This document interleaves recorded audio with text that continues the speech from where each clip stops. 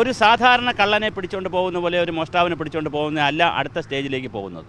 കടകംപള്ളിയുടെ കേസിലേക്ക് ഇത് വരുമെന്ന് വിചാരിച്ചോളൂ. വന്നാൽ അത് MLA ആണ്, മുൻമന്ത്രിയാണ്. അപ്പോൾ സ്പീക്കറുടെ അനുവാദം വേണം, ഒരുപാട് നടപടിക്രമങ്ങളുണ്ട്. കടകംപള്ളി ഇപ്പോൾ പറയുന്നതൊക്കെ പറയാൻ പാടില്ലാത്ത കാര്യമാണ്. ഒരു മന്ത്രി എന്നുള്ള നിലയിൽ അദ്ദേഹം പരാജയമാണെന്ന് ആദ്യം പറയണം. അപ്പോൾ ദേവസ്വം ബോർഡ് പ്രസിഡന്റിൻ്റെ അവിടെ പത്മകുമാറിനെ പോലെ CPMന്റെ ജില്ലാ കമ്മിറ്റി അംഗവും ജില്ലാ സെക്രട്ടറിയുടെ മുൻ MLAമായ ദേവസ്വം ബോർഡിന്റെ പ്രസിഡന്റായിരുന്ന പത്മകുമാറും കടകംപള്ളിയും തമ്മിൽ സംസാരിക്കാറില്ലേ?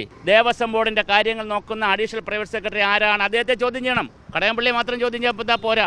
അങ്ങനെ ഒരാളുണ്ട് അവിടെ. ഈച്ച അനങ്ങിയാലും ആരറിയും? മന്ത്രി അറിയും. അറിയില്ല എന്ന് പറഞ്ഞാൽ പരാജയമാണ്. അദ്ദേഹത്തിൻ്റെ അടുത്ത് ഉണ്ണികൃഷ്ണൻ കത്ത് കൊടുത്തിട്ടുണ്ട് എന്നാണ് പറയുന്നത്. ശബരിമല ഒരു എൻട്രൻസിന് വേണ്ടിയിട്ട്, എൻട്രൻസ് മീൻസ് ദേവസ്വം ബോർഡിൻ്റെ അടുത്ത് ചെല്ലാൻ വേണ്ടിയിട്ട് ഒരു കത്ത് കൊടുത്തിട്ടുള്ള ആ കത്തിൽ എന്താണ് എഴുതിയിരിക്കുന്നത്? കൺസിഡർ എന്നാണോ, ഇത് ചെയ്തു കൊടുക്കണമെന്നാണോ? അപ്പോൾ അങ്ങനെ എഴുതി താഴോട്ട് കൊടുത്തിട്ടുണ്ടെങ്കിൽ സ്വാഭാവികമായും ഉണ്ണികൃഷ്ണനെ ഇൻട്രൊഡ്യൂസ് ചെയ്ത ആളെന്നുള്ള നിലയിലും ഉണ്ണികൃഷ്ണനെ റെക്കമെൻഡ് ചെയ്ത ആളെന്നുള്ള നിലയിലും തീർച്ചയായും കടകംപള്ളി സുരേന്ദ്രനെ ചോദ്യം ചെയ്യേണ്ടി വരും. ഇനി ഷെയ്ഡി ക്യാരക്ടറായിട്ടുള്ള, അല്ലെങ്കിൽ മോശം ക്യാരക്ടറായിട്ടുള്ള, മോശ സ്വഭാവക്കാരനായിട്ടുള്ള, കള്ളനായിട്ടുള്ള, കൊള്ളക്കാരനായിട്ടുള്ള ഉണ്ണികൃഷ്ണൻ പോറ്റി നേരത്തെ എന്തെങ്കിലുമൊക്കെ തെറ്റ് ചെയ്തതിൻ്റെ പങ്കും ഇതിന് കൊടുത്തിട്ടുണ്ടോ? ഈ കൊടുത്ത കത്തിനുള്ള പങ്ക് കിട്ടുമോ?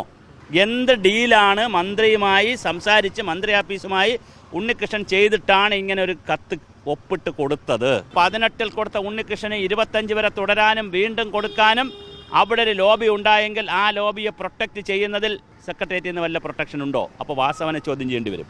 പിന്നെ വിജയകുമാർ എന്ന് പറയുന്ന നേരത്തെ ദേവസ്വം ബോർഡ് മെമ്പറുണ്ട്, KP ശങ്കർദാസ് ഉണ്ട്, അദ്ദേഹത്തെ ചോദ്യം ചെയ്യേണ്ടി വരും. ഈ കേസിൻ്റെ ഒരു പ്രത്യേകത എന്താണെന്ന് വെച്ചാൽ ഒരാളെ പിടിച്ചപ്പോൾ അയാൾ പറഞ്ഞനുസരിച്ച് അടുത്ത ആളിനെ പിടിച്ചിരിക്കുന്നു. ഉണ്ണികൃഷ്ണനെ പിടിച്ചു. ഉണ്ണികൃഷ്ണൻ ഉടനെ തന്നെ മുരാരി ബാബുവിൻ്റെ പേര് പറഞ്ഞപ്പോൾ മുരാരി ബാബുവിനെ പിടിക്കുന്നു. അവിടെ നിന്ന് അടുത്ത ആളിനെ പിടിച്ച് ഇങ്ങനെ പിടിച്ച് വാസുവിനെ പിടിച്ചു. വാസു ആരെ പേര് പറഞ്ഞു? പത്മകുമാർ പറഞ്ഞു ദൈവതുല്യമായി കണക്കാക്കുന്നവരുണ്ടോ? അപ്പം ഞാൻ ഒരു നമ്പർ കൂടെ പറയട്ടെ, ഒരു കാര്യം കൂടെ പറയട്ടെ. ഈ ദൈവതുല്യം എന്ന് പത്മകുമാർ ഉദ്ദേശിച്ചത് തന്ത്രിയാണോ, മന്ത്രിയാണോ, മുൻമന്ത്രിയാണോ, അതോ മുഖ്യമന്ത്രിയാണോ, അല്ലാതുള്ള ഏതെങ്കിലും പ്രമുഖനാണോ?